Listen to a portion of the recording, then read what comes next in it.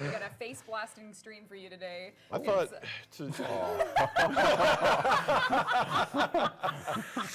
Yeah, we're off to a good start. Dream big, dream hard, fucking dream bigger.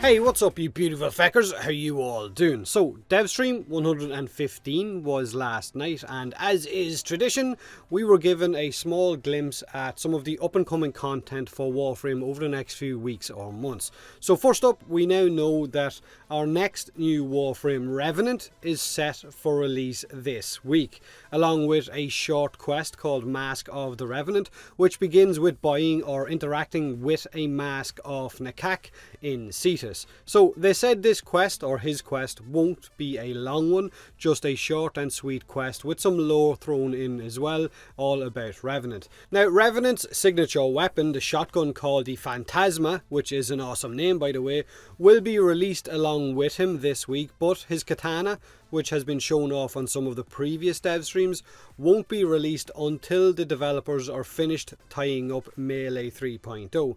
Now, the shotgun looks like it's a constant beam weapon, so not along the lines of the Arcoplasma or more along the lines of the Synapse, and it was dealing with level 80 enemies pretty easily. However, damage wise I am hoping that it's up there more with the Synapse and not like the Convectrix, the bloody scissor shotgun. Fucking scissor me daddy.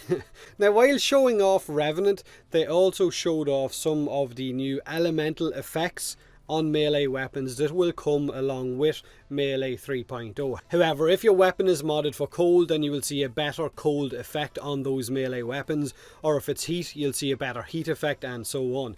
Now, something that veterans in Warframe have wanted for a very long time are missions where enemies already start at around 40 level, to give you that little bit of a challenge right away in the mission and not have to wait for 40 minutes to an hour to get to that level. Elite alerts are coming to the game, a new challenge for players to test themselves against. Apparently there will be one elite alert every hour, so it's on an hourly rotation, and rewards will be high credit, high endo, but also cosmetic rewards like an emblem similar to the Stratos emblem in terms of how it will grow or change and become more vibrant with particles and such for every elite alert that you complete. So basically complete more of these elite alerts and get a better looking emblem on your shoulder. Now, Pablo also showed off a Lyset decoration on Twitter that wasn't shown on the stream, and you're also going to be able to get this from these elite alerts, and I think maybe this might evolve as well as you complete more of these missions, not entirely sure.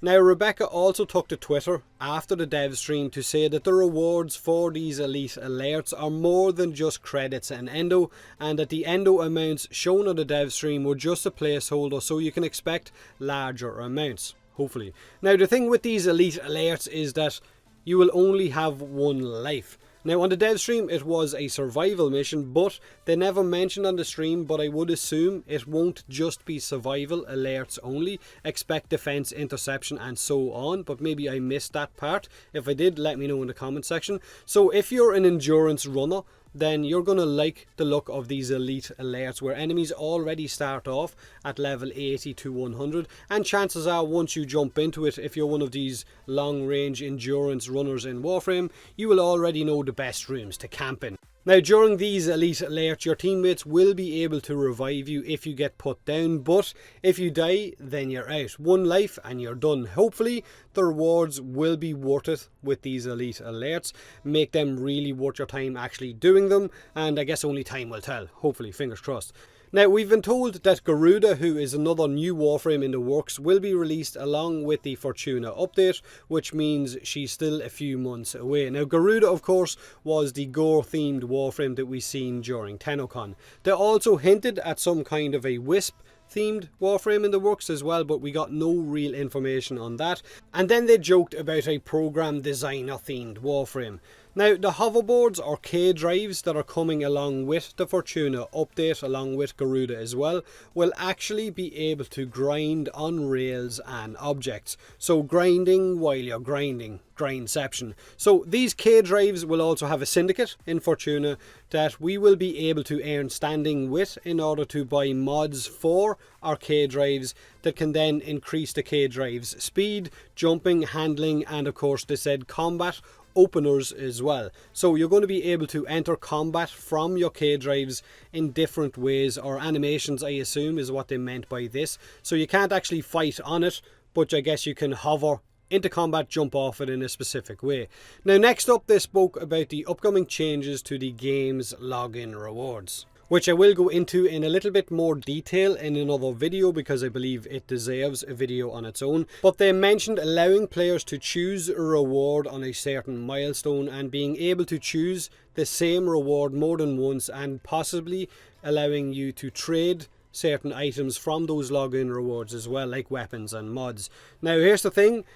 On your first milestone, you're not going to be able to pick some of the best weapons. Those weapons will still be time gated beyond a certain point. That was confirmed by Rebecca on Twitter. So don't expect on your 100 days to be able to pick up the Zenistar or the Zenith or Prime Shred and so on. Now honestly, I think that this is a welcome change to the login system. I already have all of the login items except Prime Sure-Footed, and I really don't fucking want it either. And time gating some of the game's best items behind 6 or 18 months of constant logins was a shitty thing to do to begin with. But again, I'll go over it in another video in more detail and explain why I kind of think this way. I know there are a lot of veterans a little bit salty about this change, but honestly, I think it's a good one. Sue me. Now, Nezha Deluxe is almost finished, and we got a look at the incredible design of that skin, as well as an extreme close-up of his dong by Rebecca by complete accident. It was an accident. Sure it was, yeah, accident. Yeah, I didn't mean that at all. Yeah, bong. Now, also, what's with the Nidus Deluxe and now Nezha as well? There's way too much ass on display. They're the only two skins in the game now that have just this fucking fucking ass in your face.